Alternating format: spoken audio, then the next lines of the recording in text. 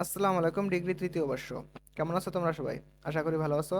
এই ভিডিওতে আমি তোমাদের শেষ মুহূর্তের প্রস্তুতির জন্য, অর্থাৎ তোমাদের যে 2 তারিখে পরীক্ষাটা আছে, ইসলামের ইতিহাস ও সংস্কৃতি ষষ্ঠ পত্র, এটা তোমরা কিভাবে শর্টকাট ভাবে প্রস্তুতি নিতে পারবা 2 তারিখের মধ্যে এবং ভালো একটা রেজাল্ট করে আসতে পারবা, এই বিষয়টা নিয়ে একটা শর্টকাট সাজেশন দিব। ঠিক আছে? তাহলে দেখো দেখো খ বিভাগ এবং গ বিভাগ দিয়েছে, এবং ক বিভাগটা দিনে কি কারণে। দেখো, ক বিভাগ যদি তুমি বিগত 5টা সাল পড়ো, ঠিক আছে, বিগত বছরগুলোতে আসছে এমন 5টা সাল পড়লে তোমার 100% প্রস্তুতি হয়ে যাবে ক বিভাগ আলাদা করে। এই জন্যই আমি দিনই ক বিভাগ তুমি যদি বিগত 5টা সাল পড়ো, তোমার সর্বোচ্চ লাগবে কত মিনিট? 50 মিনিট, তাও লাগবে না। ঠিক আছে?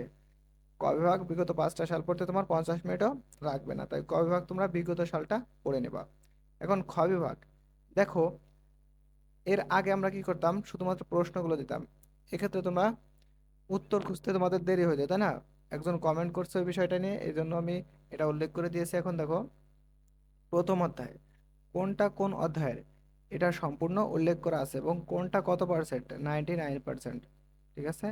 কোনটা কত পার্সেন্ট, এভরিথিং, সকল কিছু দেওয়া আছে। দেখো, দ্বিতীয় অধ্যায়, তৃতীয় অধ্যায়, চতুর্থ অধ্যায়, পঞ্চম অধ্যায়, গ বিভাগ, প্রথম অধ্যায়, দ্বিতীয় অধ্যায়, তৃতীয় অধ্যায়, অর্থাৎ প্রত্যেকটা অধ্যায় উল্লেখ করা আছে। ঠিক আছে?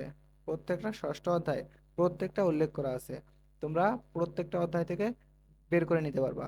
এবং তোমাদের যাদের গাইড নেই তারা কি করবা, তারা অবশ্যই তোমরা চ্যাট জিপিটিকে কিংবা গুগল এআই ইউজ করবা। এই পিডিএফটা তোমরা ডাউনলোড করে পিডিএফ টু জেপিজিতে কনভার্ট করে, এই পিডিএফটা তোমরা সরাসরি, অর্থাৎ পিডিএফটাকে তোমরা জেপিজিতে কনভার্ট করে ফটো বানাবা, ফটো বানিয়ে তোমরা সরাসরি গুগল এআই বা চ্যাট জিপিটিকে দিয়ে দেবা। তারা তোমাকে 100% সঠিক সমাধানটা দিয়ে দিবে। ঠিক আছে?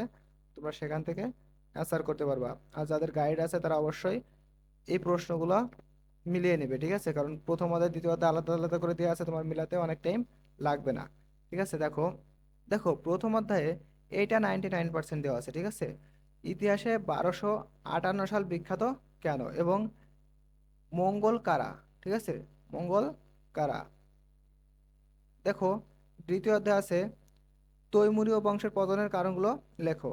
এভাবে বিস্তারিত সকল কিছু লেখা আছে, তোমরা দেখে নিবা। এবং তোমাদের যাদের পিডিএফটা লাগবে তারা অবশ্যই আমাদের চ্যানেলটা সাবস্ক্রাইব করবা, লাইক কমেন্ট করবা, অবশ্যই 100% লাইক কমেন্ট করবা। এবং আমি পিডিএফটার লিঙ্ক হয়তো ডিসক্রিপশন বক্সে কিংবা কমেন্ট বক্সে দিয়ে রাখবো, তোমরা সেখান থেকে পিডিএফটা ডাউনলোড করে নিতে পারবা।